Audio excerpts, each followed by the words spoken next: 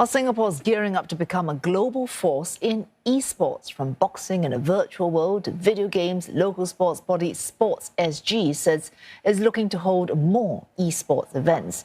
This comes as Singapore hosts one of the biggest video gaming tournaments in the world. Lauren Ong with this report. It's a popular stop on the itinerary for many fans of video game Dota 2. At this pop-up store, they can try on jerseys from their favorite pro Dota teams. It's one of many fringe events that have sprung up on the sidelines of the International, an annual multi-million-dollar Dota 2 World Championship event held here for the first time. We don't just have Singaporeans that attend our event, we also have many foreigners that came down as well. It's like the Olympics being held here. Grabbing a slice of the growing esports pie is part of Singapore's efforts to cement its status as a top sporting venue. I think we are always looking out for events that can uplift the social and the sporting economics outcomes for Singapore. So it's not just about esports per se. So we definitely are working along with different players to bring sports events back into Singapore. Authorities had earlier announced plans to make Singapore the regional esports hub.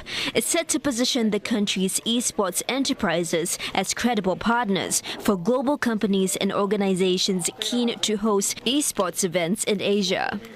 But at least one of the world's biggest esport firms is balking at the high costs of doing business here. The CEO of OG Esports says Singapore has a higher income population, better infrastructure and a stable government compared to those around the region. But the city-state could be friendlier to foreign esports companies looking to come here.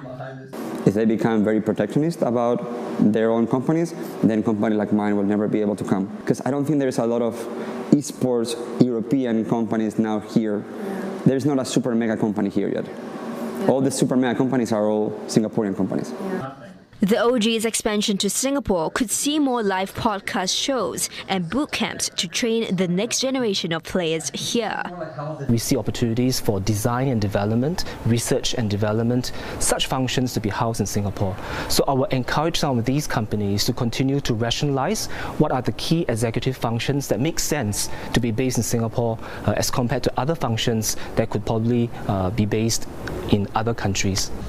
Mr. Tan says such events have to be held in a responsible manner. That includes being mindful of the detrimental effects of overplaying and overtraining.